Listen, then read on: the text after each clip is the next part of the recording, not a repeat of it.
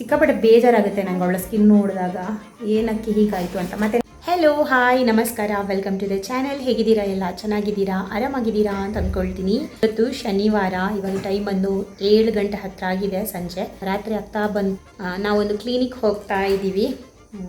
ಹಾಗೆ ವಿಡಿಯೋನೂ ಶುರು ಮಾಡಿದ್ದೀನಿ. ವಿಷಯ ಏನಂದರೆ, ನಾನೊಂದು 4 ತಿಂಗಳ ಹಿಂದೆ ಒಂದು ವಿಡಿಯೋದಲ್ಲಿ ಶೇರ್ ಮಾಡ್ಕೊಂಡಿದ್ದೆ, ಮಹಿನಾಗೆ ತುಂಬಾ ಸ್ಕಿನ್ ಪ್ರಾಬ್ಲಮ್ ಇದೆ ಅಂತ. ಇದು ಬಂದು ನಾವು ಊರಿಗೆ ಹೋಗಿದ್ವಲ್ಲ, ಆವಾಗ ಅವಳಿಗೆ ಒಂದು ಬಿಸಿಲಿಗೆ, ಅಂದರೆ ನಮ್ಮ ಊರಲ್ಲಿ ತುಂಬ ಬಿಸಿಲಿರೋದ್ರಿಂದ ಅಲ್ಲಿ ಅವಳಿಗೆ ಸ್ಕಿನ್ನಲ್ಲಿ ಸ್ವಲ್ಪ ಪ್ರಾಬ್ಲಮ್ಗಳೆಲ್ಲ ಶುರುವಾಯಿತು. ಸೊ ನಾವು ಅಂದ್ಕೊಂಡ್ವಿ ಅದು ಬಿಸಿಲಿಗೆ ಅಂತ ಅಂದ್ಕೊಂಡು ಡಾಕ್ಟರ್ನೆಲ್ಲ ಕನ್ಸಲ್ಟ್ ಮಾಡಿದ್ವಿ. ಡಾಕ್ಟರ್ ನಮಗೆ ಮೆಡಿಸಿನ್ ಎಲ್ಲ ಕೊಟ್ಟರು, ನಾನು ಅದನ್ನೆಲ್ಲ ಶೇರ್ ಮಾಡ್ಕೊಂಡಿದ್ದೀನಿ, ಯಾವ ಕ್ರೀಮ್ ಏನೆಲ್ಲ ಕೊಟ್ಟರು ಅಂತ. ಬಟ್ ಏನಾಯಿತು ಅಂದರೆ, ನಾವು ಅದನ್ನು ಅಪ್ಲೈ ಮಾಡ್ತಾ ಇದ್ವಿ ಅವಳಿಗೆ. ಸೊ ಅಪ್ಲೈ ಮಾಡುವಾಗ ಅದು ಒಂದೇನು ಆಯಿಂಟ್ಮೆಂಟ್ ಕೊಟ್ಟಿದ್ದರು, ಅದು ಒಂದು 5 ದಿವಸಕ್ಕೆ ಅಂತ ಕೊಟ್ಟಿರುವಂಥ ಆಯಿಂಟ್ಮೆಂಟ್. ಸೊ ಅದನ್ನು ಎಲ್ಲೆಲ್ಲಿ ಆ ಒಂದು ರ್ಯಾಷಸ್ ಥರ ಇತ್ತಲ್ವ ಅಲ್ಲಿಗೆ ಹಚ್ಚಿದಾಗ ಅದು ಕಮ್ಮಿ ಆಗ್ತಾಯಿತ್ತು, ಕಂಪ್ಲೀಟ್ ಕಮ್ಮಿ ಆಗುತ್ತೆ. ಸೊ ಅದಾಗಿರುತ್ತೆ ಅಲ್ವಾ, ಅಂದರೆ 5 ದಿವಸಕ್ಕೆ ನಾವು ನಿಲ್ಲಿಸ್ಬಿಡ್ತೀವಿ. ಅದರ ನೆಕ್ಸ್ಟ್ ಡೇ, ಅಂದರೆ ಫಸ್ಟಿಗೆ ಈ ರೀತಿ ಇರಲಿಲ್ಲ, ಒಂದು 2-3 ದಿವಸ ಬಿಟ್ಟಾದಮೇಲೆ ಮತ್ತೆ ಸ್ವಲ್ಪ ಜಾಸ್ತಿಯಾಗಿ ಅವಳಿಗೆ ಆಗ್ತಾಯಿತ್ತು. ನಾವೇನೋ ಒಂದೊಂದ್ಸಲ ಅವಳ ಡೈಲಿ ಕ್ರೀಮ್ ಇರುತ್ತಲ್ಲ, ಅದು ಮುಗ್ದೋಗಿ ಈ ರೀತಿ ಆಗೋದಾ ಅಂತ ನಮಗೆ ಅರ್ಥ ಆಗ್ತಿರಲಿಲ್ಲ. ಸೊ ನಾವು ಡಾಕ್ಟರ್ ಏನು ಸಜೆಸ್ಟ್ ಮಾಡಿದ್ರು ಅದೇ ಪ್ರಕಾರ ಆಯಿಂಟ್ಮೆಂಟ್ ಮತ್ತು ನಮ್ಮ ಕ್ರೀಮ್ನ ಅವಳಿಗೆ ಅಪ್ಲೈ ಮಾಡ್ತಾನೇ ಇದ್ವಿ. ಸೊ ಇವಾಗ ಏನಾಗಿದೆ ಅಂದರೆ, ಅವಳನ್ನು ನೋಡೋದಕ್ಕಾಗಲ್ಲ, ಫುಲ್ ಅವಳ ಸ್ಕಿನ್ ಹಾಳಾಗಿಬಿಟ್ಟಿದೆ, ಜಾಸ್ತಿ ಸ್ಕಿನ್ ಬರ್ನ್ ಆದ ರೀತಿ ಆಗಿಬಿಟ್ಟಿದೆ. ಹಾಗಾಗಿ ಇವತ್ತು ಒಂದು ಡರ್ಮೆಟಾಲಜಿಸ್ಟ್ ಹತ್ರ ಹೋಗೋಣ ಅಂತ ಅಂದ್ಕೊಂಡಿದ್ದೀವಿ. ಅಂದರೆ ಅದು ಕೂಡ ಹುಡುಕಿ ಪೀಡಿಯಾಟ್ರಿಕ್ ಡರ್ಮೆಟಾಲಜಿಸ್ಟ್ ಹತ್ರ ಹೋಗೋಣ ಅಂತ, ಮಗು ಅಲ್ವಾ, ಹಾಗಾಗಿ. ಸೊ ನಾನು ನಿಮಗೆ ತೋರಿಸ್ತೀನಿ. ಒಂದು ಆಯಿಂಟ್ಮೆಂಟಿಂದನೇ ನನ್ನ ಒಂದು ಅನಿಸಿಕೆ, ಅದೇ ಒಂದು ಆಯಿಂಟ್ಮೆಂಟಿಂದ ಅಂತ, ಯಾಕಂದರೆ ಅದು ಹಚ್ಚಿದ್ರೆ ಕಮ್ಮಿ ಆಗುತ್ತೆ. ಬಟ್ ಅದರ ನೆಕ್ಸ್ಟ್ ಡೇ ಅದನ್ನು ಬಿಟ್ಟ ಕೂಡಲೇ ಜಾಸ್ತಿಯಾಗಿ ಆಗಿಬಿಡತ್ತೆ. ಸೊ ಇವಾಗ ನಾವು ಆ ಒಂದು ಆಯಿಂಟ್ಮೆಂಟ್ನ ಹಚ್ಚೋದು ಕಂಪ್ಲೀಟ್ ನಿಲ್ಲಿಸ್ಬಿಟ್ಟಿದ್ದೀವಿ. ಸೊ ನಿಲ್ಲಿಸಿ ಇವತ್ತಿಗೆ 3ನೇ ದಿವಸ. ಅವಳಿಗೆ ಎಲ್ಲ ಕಡೆ ತುರಿಸ್ಕೊಳ್ತಾಳೆ, ಆ್ಯಂಡ್ ಸಿಕ್ಕಾಪಟ್ಟೆ ಅದು ಪೇಯ್ನ್ ಕೂಡ ಇದೆ ಅಂದ್ಕೊಳ್ತೀನಿ. ಎಲ್ಲ ಅವಳ ಬಾಡಿನ ಮುಟ್ಟೋದಕ್ಕೂ ಬಿಡೋದಿಲ್ಲ. ಸೊ ನಾನು ನಿಮಗೆ ತೋರಿಸ್ತೀನಿ ಯಾವ ರೀತಿ ಆಗಿದೆ ಅಂತ. ಇಲ್ಲಿ ನೋಡ್ಬೋದು ನೀವು, ಕೆಂಪು ಆಗಿಬಿಟ್ಟಿದೆ. ಇದು ಈ ಜಾಯಿಂಟ್ ಎಲ್ಲೆಲ್ಲಿ ಇದೆ ನೋಡಿ, ಅಲ್ಲೆಲ್ಲ ಈ ರೀತಿ ಸ್ಕಿನ್ ಪ್ರಾಬ್ಲಮ್ ಆಗಿರೋದು. ಜಸ್ಟ್ ರ್ಯಾಷಸ್ ಥರ ಇತ್ತು, ಆ ಕ್ರೀಮ್ ಹಚ್ಚಿ ನೋಡಿ ಆ ಜಾಗನೇ ಈ ರೀತಿ ಆಗಿಬಿಟ್ಟಿದೆ. ಬೆಂಕಿ ಬಿದ್ದಾಗ ಸ್ಕಿನ್ ಮತ್ತೆ ಬರುತ್ತಲ್ಲ, ಅದೇ ಥರ ಎಲ್ಲ ಕಡೆ. ಇಲ್ಲಿ ನೋಡ್ಬೋದು ನೀವು, ನೋಡಿ ಇಲ್ಲಿ ಕೂಡ ಅದೇ ರೀತಿ ಇದೆ. ಅವಳು ಹಿಡಿಯೋದಕ್ಕೆ ಬಿಡಬೇಕೆ, ಇಲ್ಲಿ ನೋಡಿ ಇಲ್ಲಿ ಕೂಡ ಅದೇ ರೀತಿ ಆಗಿದೆ. ಆ್ಯಂಡ್ ಇಲ್ಲಿ ನೋಡಿ ಈ ಥರ, ಇಲ್ಲಿ ನೋಡಿ ಇದು ಎರಡು ಜಾಯಿಂಟು. ಆಮೇಲೆ ಕಾಲೆಲ್ಲ ಇಲ್ಲಿ ನೋಡಿ, ಕಾಲು ಇಲ್ಲಿ ಕಾಣಿಸ್ತಾ ಇದೆ. ಈ ಕುತ್ತಿಗೆನ ಮಾತ್ರ ಇದೇ ರೀತಿ 2 ಸೈಡು ಇದೆ, ಮುಟ್ಟೋದಕ್ಕೆ ಬಿಡೋದಿಲ್ಲ ಅವಳು. ಇದೊಂದು ಅವಸ್ಥೆಯಲ್ಲಿದ್ದಾಳೆ ಅವಳು. ನೋಡ್ಬೋದು, ನಾವಿವಾಗ ಹೊರಟಿದ್ದೀವಿ ಹೋಗೋಣ ಅಂತ. ನಾವು 2-3 ದಿವಸದ ಹಿಂದೆ ಹೋಗಬೇಕಿತ್ತು, ಬಟ್ ಇಲ್ಲಿ ವಿಜಯದಶಮಿ, ಗಾಂಧಿ ಜಯಂತಿ ಅಂತ ನಮಗೆ ಯಾರೂ ಸಿಕ್ಕಿಲ್ಲ. ಮತ್ತು ದೂರದಲ್ಲಿ ಇದ್ದರು. ನನಗೆ ಮಕ್ಕಳನ್ನ ಟ್ರೀಟ್ ಮಾಡುವ ಸ್ಕಿನ್ ಸ್ಪೆಷಲಿಸ್ಟೇ ಬೇಕಿತ್ತು. ಅದಕ್ಕೆ ನಾನು ಪೀಡಿಯಾಟ್ರಿಕ್ ಡರ್ಮಟಾಲಜಿಸ್ಟ್ನ ಹುಡುಕಿ ಅವ್ರು ಇವತ್ತು ನಮಗೆ ಅಪಾಯಿಂಟ್ಮೆಂಟ್ ಸಿಕ್ಕಿರೋದು ಅವರಿಂದ. ಹಾಗಾಗಿ ನಾವು ಮತ್ತೆ ಪೀಡಿಯಾಟ್ರಿಷಿಯನ್ ಹತ್ರ ಹೋದರೆ ಅವರು ಮತ್ತೆ ಅದೇ ಏನಾದರೂ ಕೊಟ್ಟರೆ ಅದು ವರ್ಕ್ ಆಗಿಲ್ಲ ಅಂತ ಅಂದರೆ ಅಂತೆಲ್ಲ ಭಯ ಆಗಿ ನಾವು ಸ್ವಲ್ಪ ಸ್ಕಿನ್ ಡಾಕ್ಟರ್ ಹತ್ರನೇ ತೋರಿಸೋಣ ಅಂತ ಹೋಗ್ತಾ ಇದ್ದೀವಿ. ಅದು ನಿಲ್ತಾನೇ ಇಲ್ಲ. ಅಂದರೆ ನಾನು ತುಂಬ ಸಮಯ ಆಯಿತು ಅವಳ ಒಂದು ಸ್ಕಿನ್ ರೂಟೀನ್ ಆಗಿರ್ಬೋದು ಏನೋ ತೋರಿಸ್ತಾ ಇದ್ದೀವಿ. ಏನಕ್ಕೆ ಅಂದರೆ ಇದೇ ಕಾರಣಕ್ಕೆ ಆ ಒಂದು ಕ್ರೀಮಲ್ಲಿ ಸ್ಟೆರಾಯ್ಡ್ ಏನಾದರೂ ಜಾಸ್ತಿ ಚೆಕ್ ಮಾಡಿದ್ದೀವಿ, ಅದರಲ್ಲಿ ಇಲ್ಲ ಅಂತಲೇ ಇತ್ತು. ಯಾಕಂದರೆ ನಾವು ಏನಾದರೂ ಕ್ರೀಮ್ ಕೊಟ್ಟರೆ ಅದನ್ನು ಸ್ವಲ್ಪ ಸರ್ಚ್ ಎಲ್ಲ ಮಾಡಿ ಹಚ್ಚೋದು. ಬಟ್ ಅದರಲ್ಲಿ ಈ ರೀತಿ ಏನಕ್ಕೆ ಆಯಿತು ಅಂತ ಗೊತ್ತಿಲ್ಲ.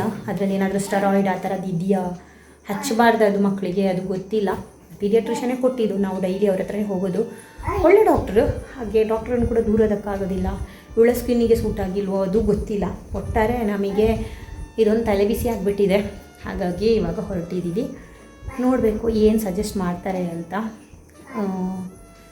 ಸಿಕ್ಕಾಪಟ್ಟೆ ಬೇಜಾರಾಗುತ್ತೆ ನಂಗೆ ಅವಳ ಸ್ಕಿನ್ ನೋಡಿದಾಗ, ಏನಕ್ಕೆ ಹೀಗಾಯಿತು ಅಂತ. ಮತ್ತು ನಾನು ಒಂದೊಂದು ಸಲ ಅಂದ್ಕೊಳ್ಳೋದು, ನಾವು ಜಾಸ್ತಿ ಮಾಡಿದಾಗ ಜಾಸ್ತಿ ಆಗುತ್ತೆ ಅಂತ. ಇವಾಗ ಕೆಲವೆಲ್ಲ ಮಕ್ಕಳು ಇರ್ತಾರೆ, ಪಾಪ ಅವ್ರಿಗೆ ಏನು ಆಗಬಾರ್ದು ಹೇಳೋದು. ಇವಾಗ ರೋಡ್ ಸೈಡಲ್ಲೆಲ್ಲ ಕೆಲಸ ಮಾಡ್ತಾ ಇರ್ತಾರಲ್ಲ, ಅವರ ಮಕ್ಕಳೆಲ್ಲ ಇರ್ತಾರೆ ನೋಡಿ, ಅವ್ರ ಮಣ್ಣಲ್ಲೇ, ಧೂಳಲ್ಲೇ, ಸಿಮೆಂಟಲ್ಲೇ ಆಟ ಆಡ್ಕೊಂಡಿರ್ತಾರೆ.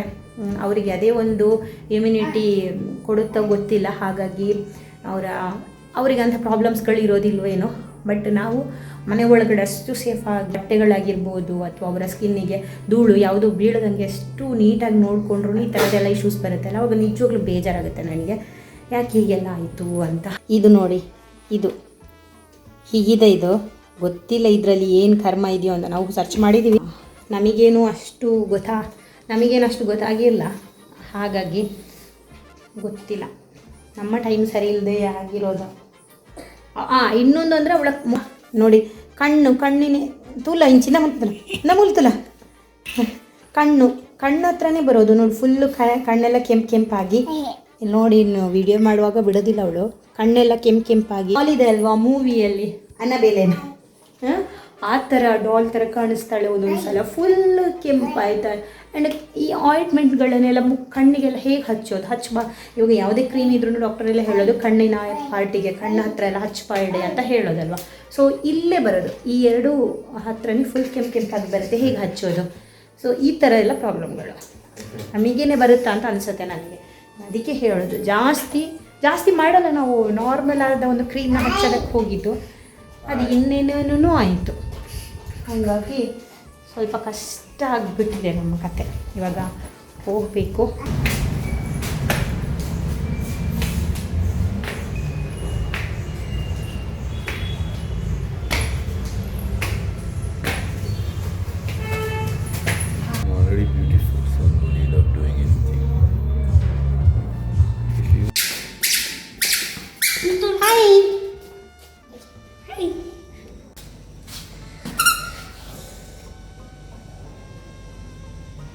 ಪಯ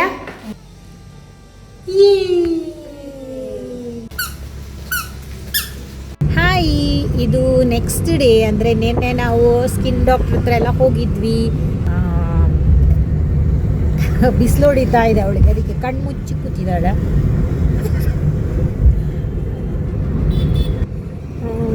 ಸ್ವಲ್ಪ ಅವರು ಕೆಲವು ಮೆಡಿಕೇಷನ್ ಅಂದರೆ ಕೆಲವು ಆಯಿಂಟ್ಮೆಂಟ್ ಎಲ್ಲ ಕೊಟ್ಟಿದ್ದಾರೆ, ಅದು ಹಚ್ಚಿದ ಮೇಲೆ ಸ್ವಲ್ಪ ತುರಿಸೋದು ಆ ಥರದ್ದೆಲ್ಲ ಕಮ್ಮಿ ಆಗಿದೆ. ಮತ್ತು ನೋಡಬೇಕು ಅದು ಬಿಟ್ಟ ಮೇಲೆ ಯಾವ ರೀತಿ ಇರುತ್ತೆ ಅಂತ. ಯಾಕಂದರೆ ನಮ್ಮ ಪೀಡಿಯಾಟ್ರಿಷಿಯನ್ ಕೊಟ್ಟದ್ದು ಕೂಡ ಅಷ್ಟೇ, ಆ ಟೈಮಲ್ಲಿ ಕರೆಕ್ಟಾಗಿತ್ತು, ಅದು ಬಿಟ್ಟ ಮೇಲೆ ಮತ್ತೆ ಜೋರಾಗಿದೆ ಅವಳಿಗೆ. ಹಾಗಾಗಿ ನೋಡಬೇಕು, ಅದು ಕೂಡ 20 days ಎಲ್ಲ ಕೊಟ್ಟಿದ್ದಾರೆ, ಅದನ್ನು ಹಚ್ಚಿಬಿಟ್ಟು ನೋಡಿ ಅಂತೆಲ್ಲ.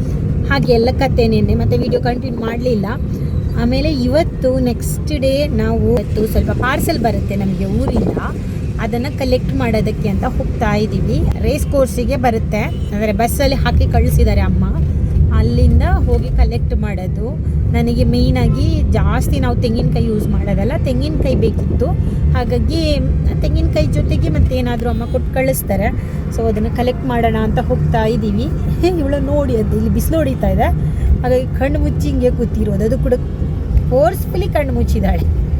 I open.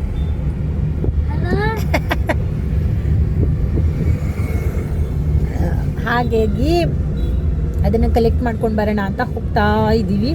ನಮ್ಮ ಬನ್ನೇರುಘಟ್ಟ ರೋಡ್ ಅಂತೂ ಒಂದು ಸ್ವಲ್ಪನೂ ಚೆಂದ ಇಲ್ಲ, ಎಲ್ಲ ಕಡೆ ಗುಂಡಿ ಇದೆ ಅಲ್ಲ, ಎಲ್ಲ ಗುಂಡಿ.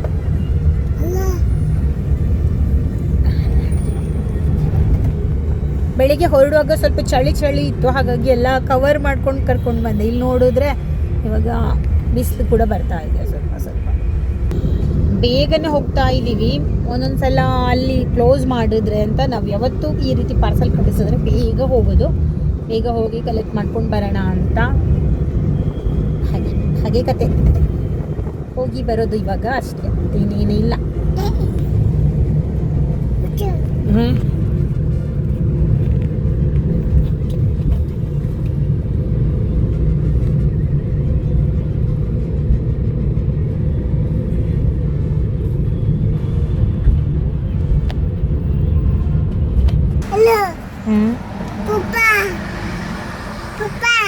ಪಪ್ಪ ಪೋಯರ್ ನಾವಿಲ್ಲಿ ಬಂದು ರೀಚ್ ಆಗಿದ್ದೀವಿ. ಇಲ್ಲಿ ಹೋಗಿದ್ದಾರೆ, ತಗೊಂಡು ಬರೋದಕ್ಕೆ ಹೋಗಿದ್ದಾರೆ. ಇದು ಬಂದು ಸುಗಮ ಸ್ಟಾಪ್. ನಾವು ಅಲ್ಲಿ ನಿಲ್ಲಿಸ್ಬೇಕಿತ್ತು, ಇಲ್ಲಿ ಪಾರ್ಕಿಂಗ್ ಎಲ್ಲ ಸಿಗೋದಿಲ್ಲ, ಅದೊಂದು ಕಷ್ಟ. ಬಸ್ ಎಲ್ಲ ಬಂದು ನಿಲ್ಲುತ್ತೆ.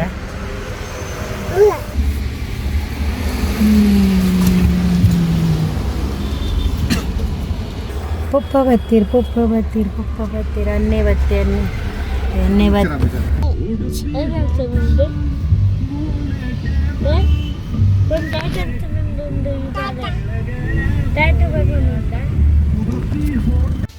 ಇಷ್ಟು ವಸ್ತುಗಳು ಬಂದಿದೆ. ಈ ಗೋಣಿಯಲ್ಲಿ ಫುಲ್ಲು ತೆಂಗಿನಕಾಯಿ ಇದೆ. ಮತ್ತು ಇದೇನು ಬಾಳೆಕಾಯಿ, ಇದು ಹಣ್ಣು ಇಲ್ಲೇ ಮಾಡ್ಕೊ ಅಂತ ಕಾಯಿನೇ ಕಳಿಸಿದ್ದಾರೆ. ಹಣ್ಣೆಲ್ಲ ಕಳಿಸಿದರೆ ಪಿಚ್ಚಿ ಆಗುತ್ತೆ, ಹಾಗಾಗಿ. ಆಮೇಲೆ ತುಂಬ ಎಲೆಗಳು ಕಳಿಸಿದ್ದಾರೆ, ನನಗೆ ತುಂಬ ಇಷ್ಟ ಆಯಿತು. ಎಲೆಗಳು ಪತ್ರೊಡೆ ಮಾಡಲಿಕ್ಕೆ. ಆಮೇಲೆ ಅರಿಶಿಣದ ಎಲೆ ಕಳಿಸಿದ್ದಾರೆ. ಆಮೇಲೆ ಈ ಒಂದು ಕಟ್ಟಲ್ಲಿ ಈ ತಿಮರೆ ಇದೆ, ಒಂದೆಲಗ. ಆಮೇಲೆ ಇದರಲ್ಲಿ ಕೂಡ ಕೆಲವು ಎಲೆಗಳೆಲ್ಲ ಇದೆ. ಆಮೇಲೆ ಈ ಫುಲ್ಲು ಇದರಲ್ಲಿ ಏನಿದೆ ಗೊತ್ತಾ, ಕಹಿ ಬೇವಿನ ಸೊಪ್ಪು ಮತ್ತು ಅರಿಶಿಣ ಎಲ್ಲ ಕೊಟ್ಟಿದ್ದಾರೆ. ಇದು ಏನಕ್ಕೆ ಕೊಟ್ಟಿದ್ದಾರೆ ಅಂದರೆ, ಅವಳಿಗೆ ಸ್ಕಿನ್ ಅಲರ್ಜಿ ಇತ್ತಲ್ಲ, ಇದನ್ನೆಲ್ಲ ಪೌಡರ್ ಮಾಡಿಕೊಂಡು ಅವಳ ಸ್ಕಿನ್ನಿಗೆ ಹಚ್ಚಿ ಸ್ನಾನ ಮಾಡಿಸೋದಕ್ಕೆ ಅಂತ ಕೊಟ್ಟಿದ್ದಾರೆ. ಊರಲ್ಲಿ ಇದ್ರೆ ಇದನ್ನೆಲ್ಲ ಅರ್ದು ನಾವು ಮೈಗೆ ಹಚ್ಚಿ ಸ್ನಾನ ಮಾಡಿಸಿದ್ರೆ ಸ್ಕಿನ್ ಇಶ್ಯೂಸ್ ಎಲ್ಲ ಕಡಿಮೆ ಆಗುತ್ತೆ ಅಂತ. ಸೊ ಈ ರೀತಿ ಕೊಟ್ಟಿದ್ದಾರೆ. ನೋಡಬೇಕು, ಇದನ್ನು ಮಾಡಬೇಕು ನಾನು. ಸೊ ಇಷ್ಟು ಅಮ್ಮ ಕಳಿಸಿದ್ರು. ಇಲ್ಲಿ ಪವರ್ ಬೇರೆ ಇಲ್ಲ, ಇಷ್ಟು ಅಮ್ಮ ಕಳಿಸಿದ್ರು. ಬಂದು ಓಪನ್ ಆಯಿತು. ಅದರಲ್ಲಿ ಇವನಂತೂ ಪಾರ್ಸೆಲ್ ಬಂದ ಕೂಡಲೇ ಏನು ಕಳಿಸಿದ್ದಾರೆ ದೊಡ್ಡ ಅಂತ ಬರ್ತಾನೆ, ತಿಂಡಿ ಕಳಿಸಿದಾರ ಅಂತ. ಅವರು ಅದಕ್ಕೆ ಕಳಿಸಿರ್ತಾರೆ.